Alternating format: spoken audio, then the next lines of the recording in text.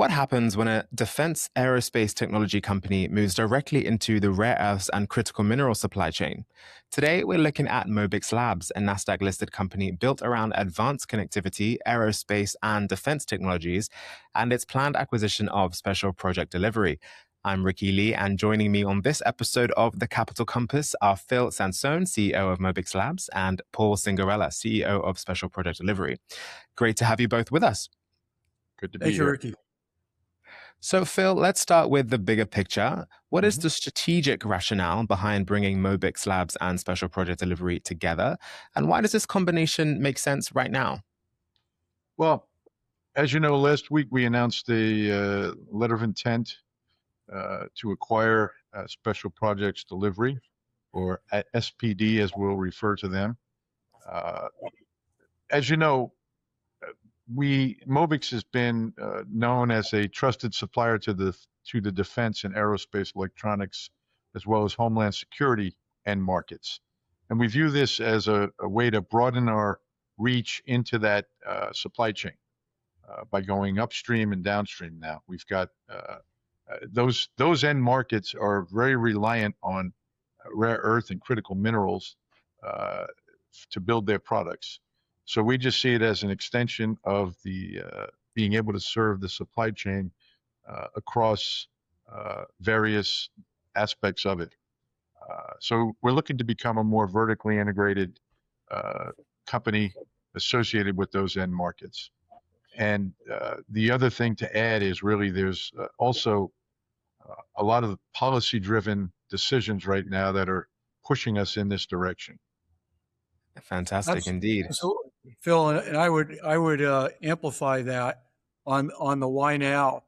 We're at a very important moment in U.S. industrial policy, which is now looking at past practices and recognizing that it created some real strategic weaknesses for the country. Earlier this year, the United States government announced that it was going to create a strategic reserve for critical minerals, similar to what we have had since the 70s for oil and gas, the Strategic Petroleum Reserve. That's because the U.S. government realizes that these critical minerals, these are the 21st century materials. These critical minerals are absolutely essential to winning the 21st century, and we're going to start winning it right now. Wow, big stuff ahead. Mobix has also built its reputation across defense, aerospace, communications, hardware, and advanced technologies. Does this acquisition signal a shift, Phil, away from those existing businesses, or is this about expanding the broader platform? So we intend to continue to invest in the core business that we have today, which is serving the defense, aerospace, and security markets with our connectivity and wireless products. That will continue. That is not something we are pivoting away from. It is clearly something we're still focused on and will continue to invest in. But as I said earlier, we are looking to expand ourselves into various other markets that are adjacent to what we're doing today.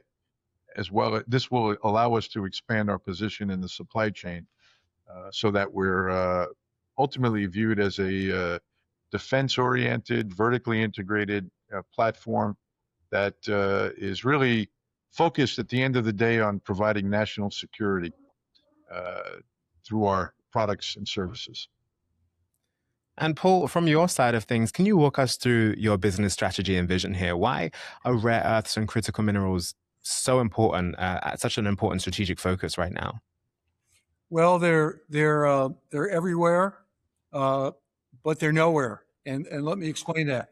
Rare earth elements are everywhere. They're in every major defense platform that we have, from the Patriot missile to the Tomahawk. They're key to the semiconductor industry, optics, magnets. So rare earth elements are everywhere. But when I say they're nowhere, what I mean is the United States is literally at ground zero in terms of its mining, production, refinement, and purification of these materials. We've outsourced it. And now with the great onshoring that is upon us, we have this wonderful opportunity to be part of it.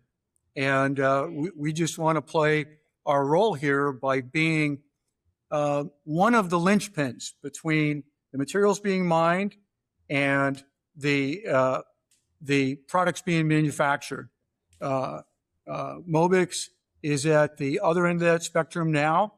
And with this combination, we're going to be right in the middle of it, right in the middle of the sovereign onshoring of these supply chains that are so essential to our future. And so, Paul, why does this matter beyond the mining story? How do you see domestic access to critical minerals affecting industries like defense, aerospace, electronics, advanced manufacturing, et cetera? Well, it goes way beyond the mining story. The mining is, the upstream part of this. That's where, the rare earths come from. They come from ore, from other materials like coal ash, and a little secret, a well-known secret to the industry is there is actually plenty of rare earth elements in the United States of America.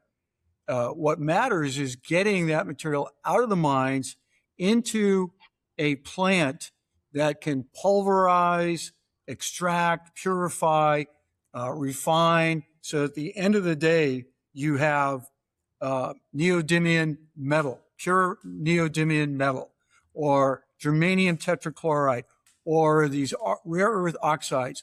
We need to go from mining to the production of the industrial materials that go into manufacturing.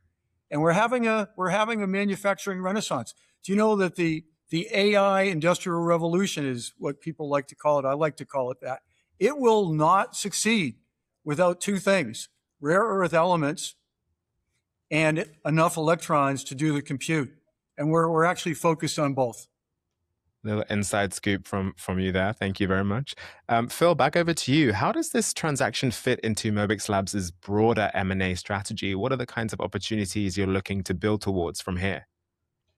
Well, I think we're looking at multiple segments that will come from the acquisition of SPD associated with energy and AI infrastructure.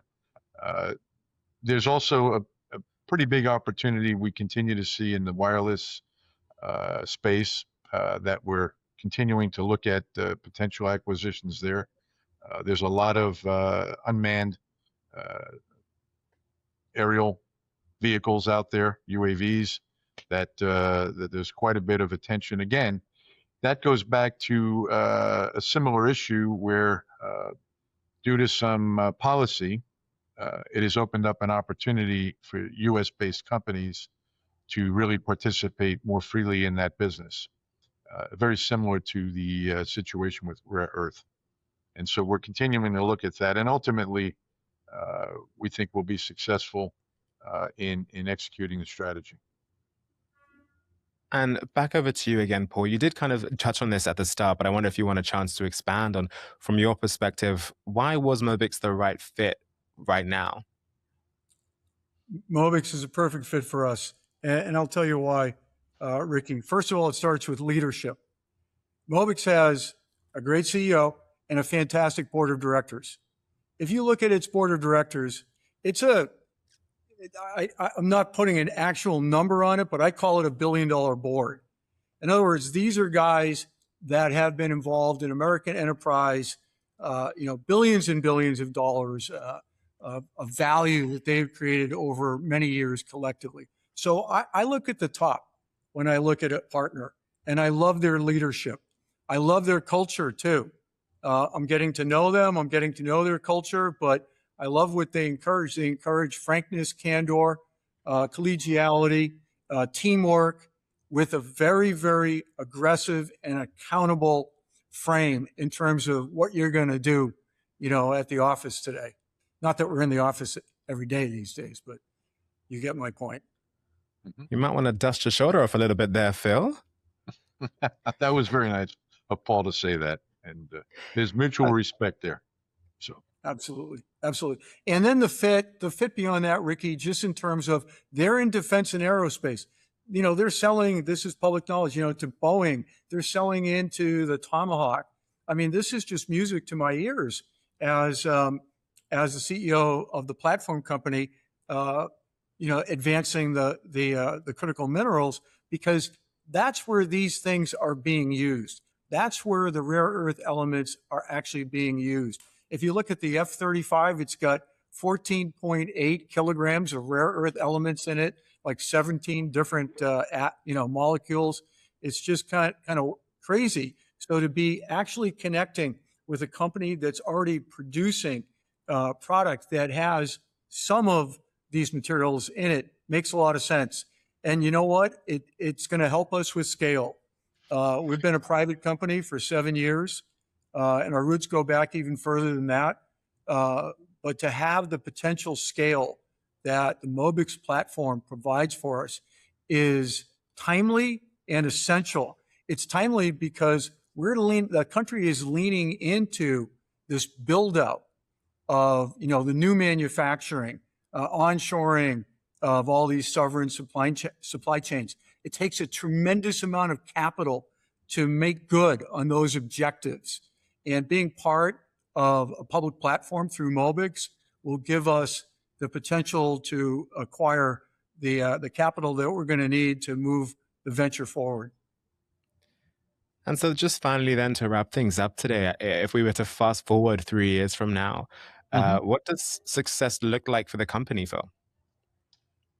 Well, I think there's a couple answers to that. The first is to be really recognized as a leader as a publicly traded U.S.-based company, as a leader in